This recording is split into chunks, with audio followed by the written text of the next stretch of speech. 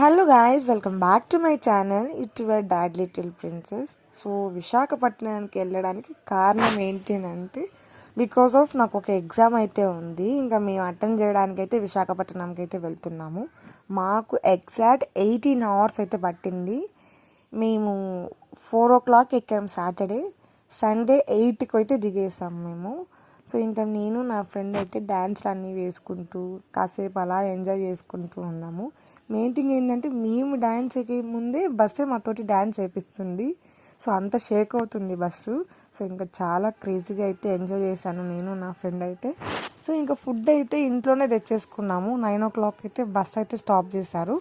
So ఇంకా నేను chapati, vegetable rice and మా ఫ్రెండ్ కూడా చపాతీ తెచ్చుకునింది and some curries and tomato పచ్చడి, సమ్ స్నాక్స్ అయితే తెచ్చుకున్నాము.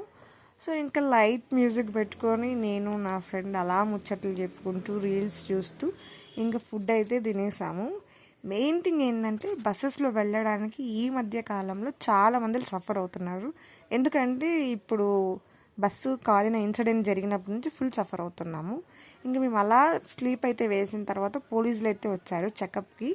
నాకు తెలిసినంత వరకు 10 times అయితే చెక్ చేశారు మా బస్సు అయితే. సో ఎలా ఉంది బస్ కండిషన్ చాలా బాగుందా లేదా అని చెప్పి. ఇంకా ఎర్లీ మార్నింగ్ అయితే అయ్యింది.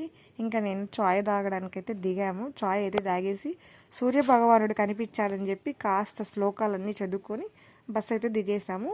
సో ఫైనలీ వచ్చేసాము. ఇంకా కొంచెం షాపింగ్ ఉంటే విశాల్ మార్ట్ ఉంది మా ఎగ్జామ్ సెంటర్ పక్కనే. ఇంకా అలా షాపింగ్ చేసుకొని అండ్ అలా లంచ్ అయితే చేసుకున్నాము. నాకైతే ఎగ్జామ్ టైమింగ్ అయితే 2 o'clockకి. ఇంకా లంచ్ అయితే చేసేసుకునేసి ఎగ్జామ్కి అయితే వచ్చేసాము.